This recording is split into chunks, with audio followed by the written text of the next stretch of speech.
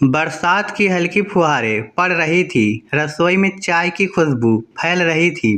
घर के आंगन में बैठी सुमित्रा देवी सब्जी काट रही थी। उनकी आंखें बार बार सिकुड़ जाती। कभी सब्जी धुंधली दिखती, कभी उंगली कटते कटते बचती। बहू अनबी कई दिनों से ये सब देख रही थी। माँ जी, आपका चश्मा कहाँ है? सुमित्रा देवी मुस्कुरा दी। अरे बहू, पुराना टूट गया था, अब क्या जरूरत है, जैसे तैसे काम चल जाता है। अनबी समझ गई कि बात सिर्फ चश्मे की नहीं, पैसों की है। उसने पति अमित से पूछा, माँ जी, नया चश्मा क्यों नहीं बनवा रही? अमित ने गहरी सांस ली। पापा के इलाज में बहुत खर्च हो गया था, फिर मेरी नौकरी भी कुछ महीने चली गई थी। माँ ने अपना चश्मा नहीं बनवाया, कहती है धुंधला दिखता है तो क्या हुआ, बच्चों का भविष्य साफ दिखना चाहिए। उस रात अनवी बहुत देर तक सो नहीं सकी। उसे याद आया शादी के बाद जब वह पहली बार इस घर में आई थी तो सुमित्रा देवी हर सुबह उसकी पसंद का नाश्ता बनाती थी। एक दिन रोटी गोल नहीं बनी तो डरते हुए उसने कहा, माँ जी, मुझसे ठीक से नहीं बन रही। सुमित्रा देवी हंस पड़ी थी। बहू, रोटी गोल हो या टेढ़ी, घर प्यार से चलता है, आकार से नहीं। उस दिन से अनवी उन्हें सिर्फ सास नहीं, माँ मानने लगी थी। समय बीत गया, अनवी को नौकरी लग गई। पहली तनख्वाह से उसने घर का सामान लिया। कुछ महीने बाद ऑफिस में उसकी मेहनत पर उसे पहला बोनस मिला। ऑफिस से निकलते ही वह सीधे ऑप्टिकल दुकान पहुंची। दुकानदार ने महंगे महंगे फ्रेम दिखाए, लेकिन अनवी बोली, मुझे सबसे सुंदर नहीं, सबसे आरामदायक चश्मा चाहिए, जिसे पहनकर मेरी माँ बिना आंखें मिचमिचाए रामायण पढ़ सके। दुकानदार मुस्कुरा दिया। चश्मा बनकर तैयार हुआ। उसके साथ अनवी ने एक छोटी सी डायरी भी खरीदी। घर पहुंची, सब लोग चाय पी रहे थे। अनवी ने मुस्कुराकर एक डिब्बा सुमित्रा देवी की गोद में रख दिया। माँ जी, ये आपके लिए, मेरे लिए। उन्होंने आश्चर्य से पूछा, अरे बहू, मेरे जन्मदिन में अभी बहुत समय है।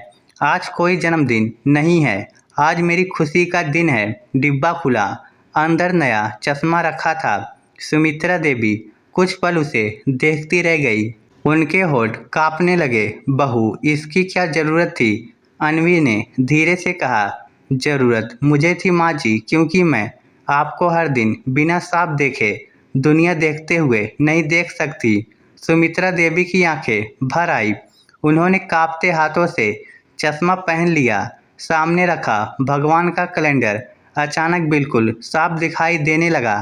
दीवार पर टंगी अमित की बचपन की तस्वीर भी। उन्होंने तस्वीर को देखा और रो पड़ी।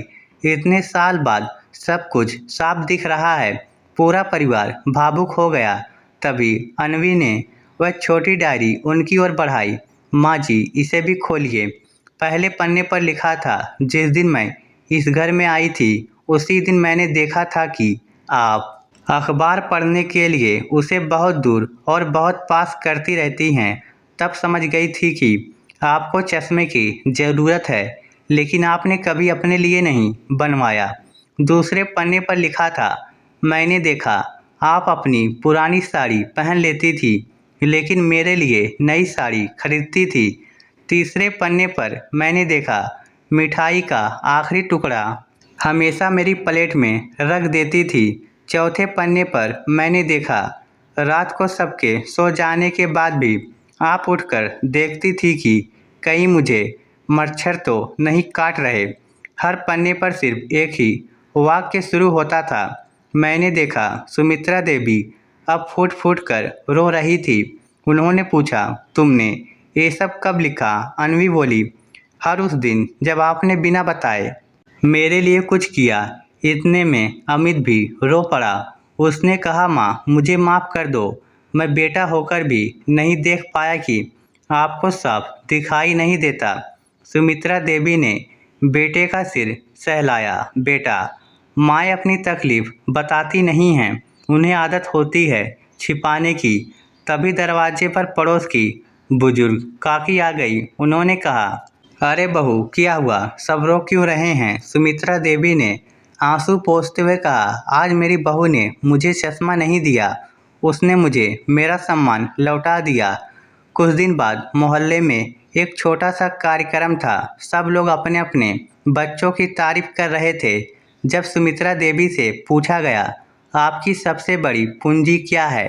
उन्होंने मुस्कुराकर आणवी का हाथ पकड़ लिया। फिर बोली, लोग कहते हैं बेटियां किस्मत वालों को मिलती है। मैं कहती हूँ अच्छी बहुएं उससे भी बड़ी किस्मत होती हैं, क्योंकि बेटी जन्म से मिलती है, लेकिन बहू दिल से बेटी बनती है। पूरा हाल तालियों से गूंज उठा। घर लौटते समय अन्वी ने देखा कि सुमित्रा देवी पुराने टूटे हुए चश्मे को एक डिब्बे में रख रही थी। आणवी ने पूछा, माँ जी, इसे फेंक क्यों नहीं देती? सुमित्रा देवी मुस्कुराई। ये टूटा हुआ चश्मा मुझे याद दिलाएगा कि मैंने अपने बच्चों के लिए क्या क्या नहीं देखा, और ये नया चश्मा मुझे याद दिलाएगा कि मेरी बेटी ने मेरी अनदेखी तक देख ली। उस रात किसी ने ज़्यादा बातें नहीं की, लेकिन घर के हर कमरे में एक सुकून था। रिश्ते जब एहसान से नहीं एहसास से निभाए जाते हैं, तब छोटे से उपहार भी जीवन भर की याद बन जाते हैं। दोस्तों, किसी अपने को दिया गया सबसे कीमती तोहफा महंगी चीज़ नहीं होती, बल्कि ये एहसास होता है कि मैंने अपनी तकलीफ देखी और उसे अपना समझा।